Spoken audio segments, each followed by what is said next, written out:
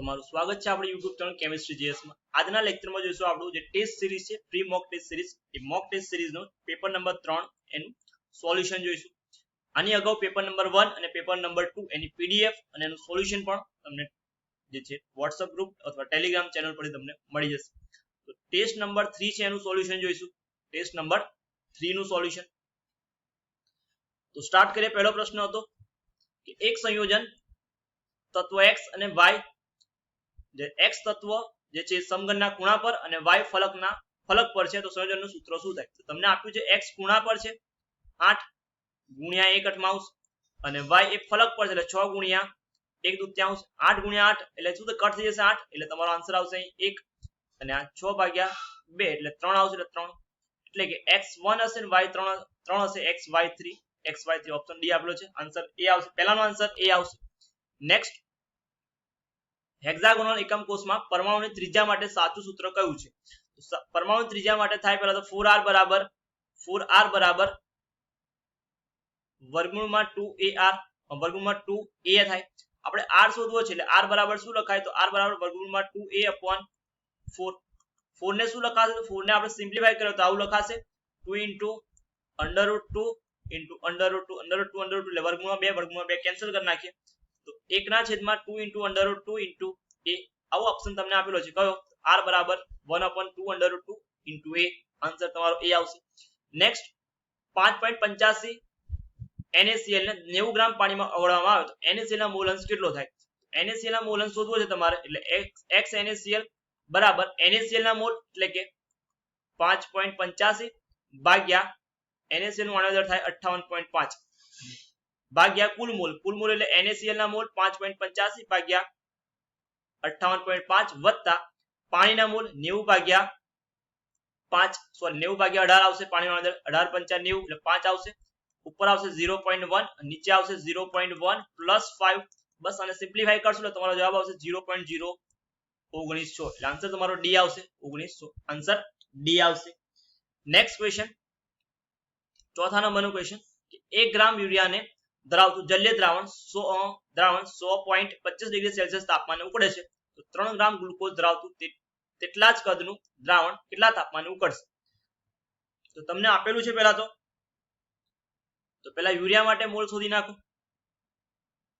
Urea માટે mall આપેલ દળ ગ્રામ 1 ગ્રામ ભાગ્યા આણ્વિક દળ 60 એટલે મોલ મળે 1 ના છેદમાં ગ્લુકોઝમાં મોલ કેટલા મળશે? ગ્લુકોઝના મોલ મળશે 3 દળ ભાગ્યા 180 આણ્વિક દળ તો 6 * 18 એટલે કે 60 થશે। આમાં પણ 1/60 એટલે કે બંનેના સમાન મોલ મળે મતલબ કે સાંદ્રતા સમાન છે। સાંદ્રતા સમાન છે માટે એનું ઉત્કલન બિંદુ પણ શું થશે? સમાન તાપમાને ઉકળશે। સમાન તાપમાન એટલે કેટલા તાપમાને? તો કે 100.25 ડિગ્રી આન્સર સી આવશે એટલે કે એક જ તાપમાને ઉકળશે। નેક્સ્ટ, 1.5 મોલ Cr2O7 - 2 માંથી Cr+3 માટે રક્ષણ કેટલા ફેરાડની જરૂર પડે? તો કે Cr2O7 - 2 માંથી લાવવું હોય Cr+3 તો 6 મોલ ઇલેક્ટ્રોનની જરૂર પડે। કેટલે 6 મોલ ઇલેક્ટ્રોન જરૂર પડે? તો આનો ઓક્સિડેશન નંબર ગણીએ આપણે તો +6 મળે Cr2 નો અને આમાં +3 મળે એટલે કે 3 નો ચેન્જ થાય। 3 કેટલા Cr છે? 2 તો 3 × 2 = 6 એટલે કે 6 ફેરાડની જરૂર પડે એક મોલ Cr માંથી Cr+3 મેળવવા માટે 6 ફેરાડની જરૂર પડે। આપણને કેટલા આપેલા છે? 1.5 ફેરાડે 1.5 મોલ માટે કેટલા ફેરાડે જોઈશે? તો કે 1.5 × 6 15 × 90 એટલે કે 90 ભાગ્યા 10 થશે 1.5 છે એટલે કે 9 ફેરાડે કેટલા આવશે? આન્સર બી 9 ફેરાડે તમારે જરૂર પડે। નેક્સ્ટ, NaCl ના જલીય સાંદ્ર દ્રાવણમાં 0.5 ફેરાડે પસાર કરતા કેટલા ક્લોરીન વાયુ ઉત્પન્ન થશે? પરમાણુ દળ આપેલું છે તો Cl માંથી Cl2 બને તો 1 ઇલેક્ટ્રોન એટલે કે 1/2 Cl2 મળે। એનો મતલબ કે 1 ફેરાડે પસાર કરીએ તો 1/2 મોલ મળે તો આપણને 0.5 ફેરાડે આપેલા છે કેટલા મોલ મળશે? એટલે કે 0.5 આ 0.5 ગુણ્યા 0.5 ફેરાડે છે એટલે આ બેનો ગુણાકાર આવશે એટલે 0.5 ભાગ્યા 1 એટલે તમારે 0.5 ગુણ્યા 0.5 કરશો તમારો આન્સર આવશે 0.25 મોલ। આપણે દળ શોધવું છે, દળ બરાબર શું લખાશે? તો દળ બરાબર મોલ 0.25 ગુણ્યા 98 દળ 71 ગુણ્યા 71 કરશું 0.25 ગુણ્યા 71 એટલે તમારો જવાબ આવશે 17.75 જવાબ તમારો આવશે 17.75 ગ્રામ એટલે આન્સર તમારો આવશે ડી આન્સર ડી આવશે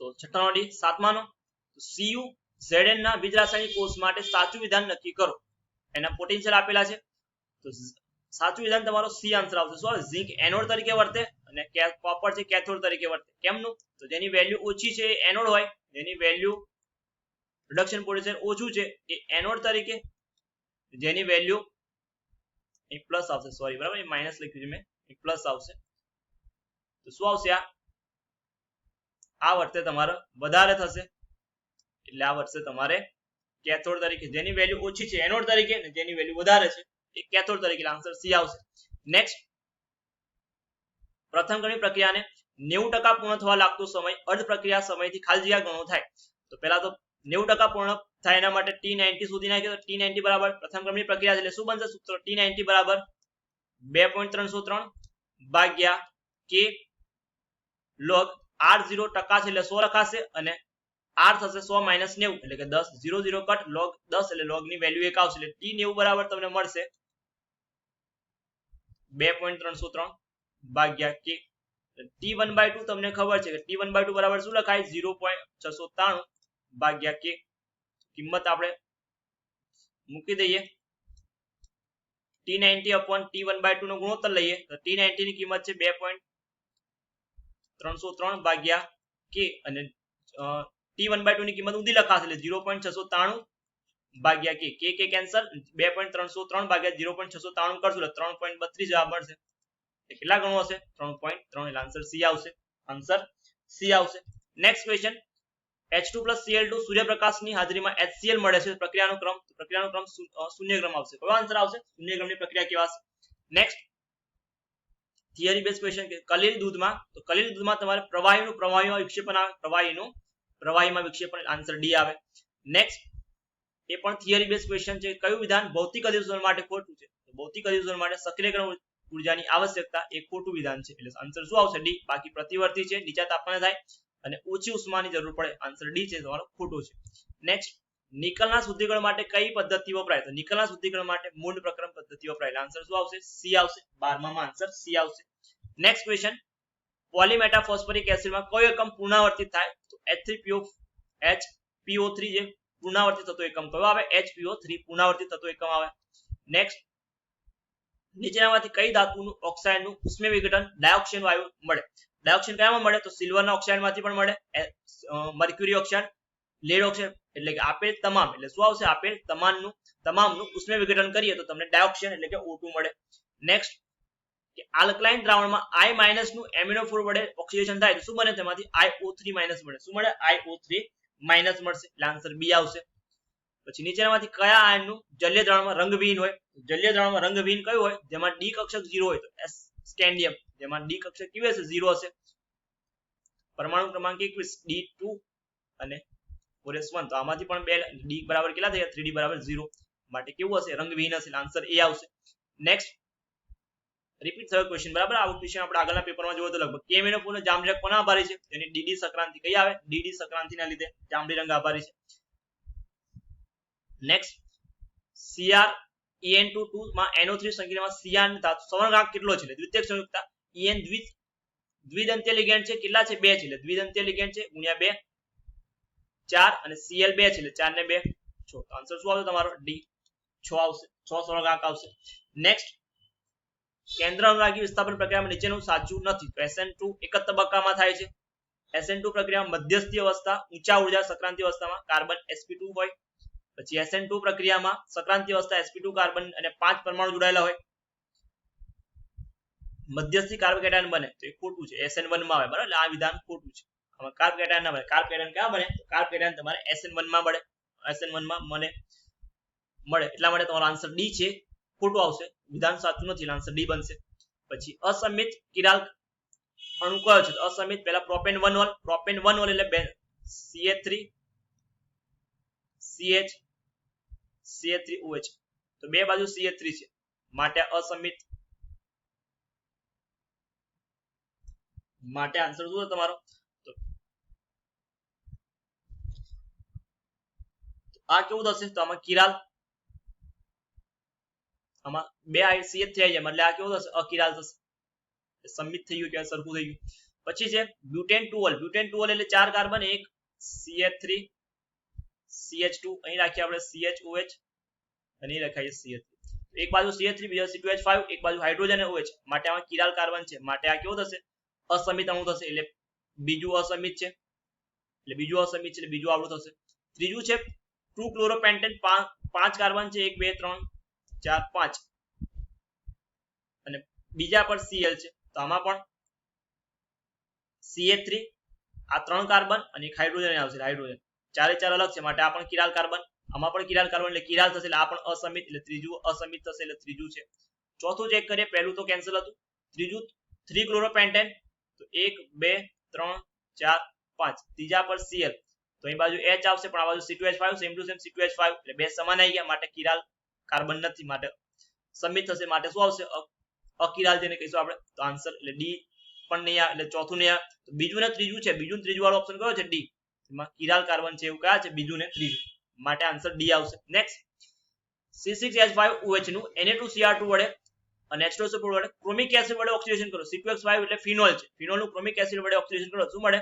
બેન્ઝોક્વિનોન, આન્સર બી આવે, આન્સર બી આવશે. નેક્સ્ટ IUPAC નામ લખવાનું છે, તો આના પહેલા સ્ટ્રક્ચર સીધું કરી નાખીએ, અહીંથી ચાલુ કરે CH3 CH2 CH Br,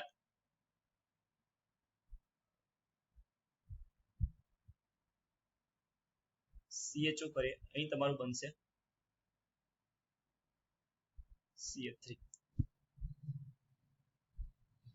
1 2 3 4 5 થઈ ગયા, અહીંથી 1 2 3 4 ને 5, છઠ્ઠું કાર્બન થઈ ગયું. તો નંબર છે 1 2 3 4 5, 5 કાર્બન છે, બીજા પર CH3 છે, ત્રીજા પર Br છે. બીજા પર CH3 મતલબ 2 મિથાઇલ અને ત્રીજા પર Br એટલે બ્રોમો, Br વાળું પહેલા આવશે, 3 બ્રોમો 2 મિથાઇલ પેન્ટેનાલ, 5 કાર્બન છે અને CHO, તો 3 બ્રોમો 2 મિથાઇલ પેન્ટેનાલ, એટલે તમારો આન્સર આવશે ડી. નેક્સ્ટ ક્વેશ્ચન, નીચેનામાંથી કયો કાર્બાઇલ એમાઇન કસોટી આપશે નહીં? તો કાર્બાઇલ એમાઇન કસોટી ના આપે, સોરી કસોટી આપશે એવું પૂછ્યું છે, તો કસોટી આપે પ્રાથમિક એમાઇન. પ્રાથમિક એમાઇન એટલે શું હોય? જેમાં NH2 હોય, NH2 વાળું કયું છે? આન્સર એ, જેમાં C2H5 NH2, એટલે આન્સર શું આવશે તમારો? એ, જેમાં પ્રાથમિક કસોટી જે પ્રાથમિક એમાઇન છે જે તમને કાર્બાઇલ એમાઇન કસોટી આપશે. નેક્સ્ટ C2H5 NH2 HNO સાથે પ્રક્રિયા કરે એ મળે છે, મતલબ અહીં આલ્કોહોલ મળશે તમને, C2H5 PCl સાથે પ્રક્રિયા કરું એટલે OH ની જગ્યા પર Cl આવશે, એટલે C2H5 Cl. હવે NH3 સાથે પ્રક્રિયા કરું Cl એટલે HCl દૂર થશે, નંબર છે શું? C2H5 NH2, આને કહેવાય ઇથાઇલ એમાઇન. શું કહેવાશે આન્સર? ઇથાઇલ એમાઇન મળે, આન્સર બી આવશે. પછી છે CH3I કેવો સાથે પ્રક્રિયા કરી, રિડક્શન કરી N મિથાઇલ એનિલ મળે છે, N મિથાઇલ એનિલ મળે છે, એટલે કે અહીં તમારે શું હશે? તો અહીં તમારે હશે N મિથાઇલ એનિલ માટે આવું હશે સાયનાઇડ વાળું, કેમ કે આ કેવો છે એટલે સાયનાઇડ આઇસોસાયનાઇડ મળ્યું છે, આઇસોસાયનાઇડ મળ્યું છે, અહીં શું હોવું જોઈએ? તો અહીં હોવું જોઈએ તમારે એનિલિન હોવું જોઈએ. એનિલિન છે રિડક્શન કરવું છે, તો રિડક્શન માટે શું હશે? બરાબર, રિડક્શન કરવું છે એટલે શું હશે તમારે? તો અહીં હશે નાઇટ્રોબેન્ઝીન હોવું જોઈએ, બેન્ઝીન ઉપર NO2 હોવું જોઈએ, તો આ NH2 બને, NH2 માંથી આ બનશે ને એમાંથી N મિથાઇલ એનિલ એટલે કઈ CH3 અને NH બન્યું હશે, માટે આન્સર શું આવશે તમારો? બી, NO2 હોવું જોઈએ, ઓપ્શન એ. એ શું હોવું જોઈએ? NO2 હોવું જોઈએ. નેક્સ્ટ DNA નું સર્પિલ દ્વિબંધારણ કોને રજૂ કર્યું? વોટસન અને ક્રિક. શું આવશે? વોટસન અને creek, theory base question. DNA નીચેનામાંથી કયો નાઇટ્રોજન બેઝ DNA માં હાજર નથી? DNA માં કયો? તો DNA માં આવે તમારે AgCT, AgCT, Ag પણ છે, C પણ છે, C પણ AgC છે, પણ T નહીં માટે D. યુરેસિલ ના આવે, યુરેસિલ RNA માં આવે એટલે D આવશે. CSCl એ BCC રચના ધરાવે છે, તેના એકમ કોષમાં લંબાઈ આપી છે, તો તેના આંતરાયોનિક અંતર એટલે કે R શોધવાનું છે. તો R બરાબર સૂત્ર શું થાય? √3/4 * A. એની કિંમત આપી છે 400, ભાગાકાર કરો એટલે 100 થઈ જાય, એટલે કે √3 * 100 ઓપ્શન આપેલો છે તો ઓપ્શન બી આપેલો છે √3 × 100 150 ડિગ્રી સેલ્સિયસ તાપમાને 5% છે વજન કદથી ખાંડના દ્રાવણનું અભિસરણ દબાણ શોધો તો પાઈ બરાબર W2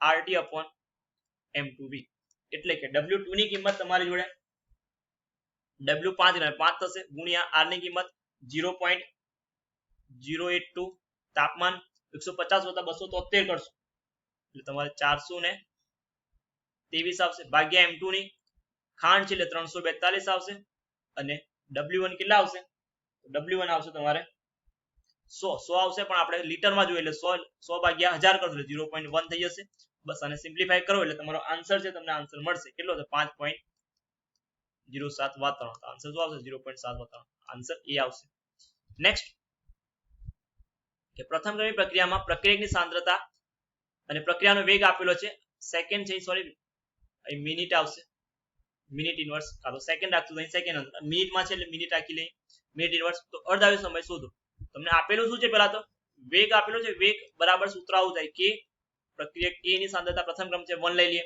તો પહેલા k શોધી નાખીએ વેગ આપેલો છે 1.5 ગુણ્યા 10 ની -2 ગુણ્યા k અને a ની કિંમત તમારે 0.5 એટલે k બરાબર શું મળે k બરાબર 1.5 ગુણ્યા 10 ની -2 ભાગ્યા 0.5 એટલે કે 1.5 ભાગ્યા 0.5 કરશું એટલે તમને જવાબ મળશે 3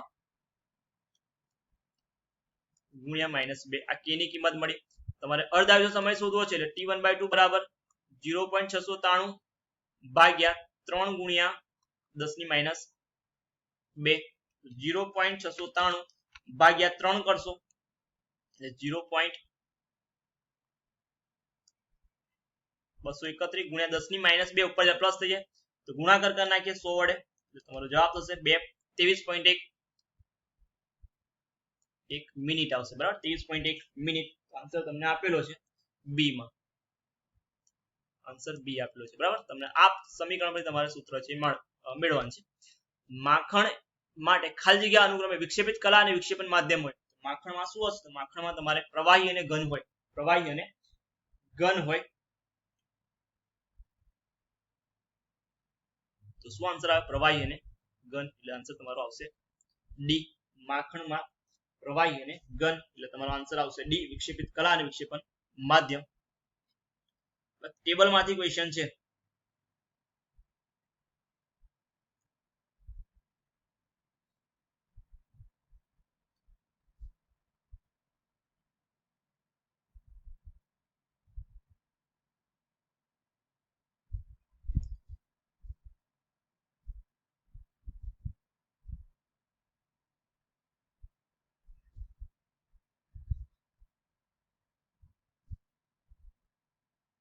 સોરી માખણ કીધું છે તમને અહીંયા માખણ માટે પ્રવાહી ઘન નહીં આવે માખણ છે એટલે શું આવશે તો પ્રવાહી આવશે સોરી આન્સર તમારો પ્રવાહી આવશે એટલે આન્સર બી થશે પ્રવાહી બે ક્વેશ્ચન 30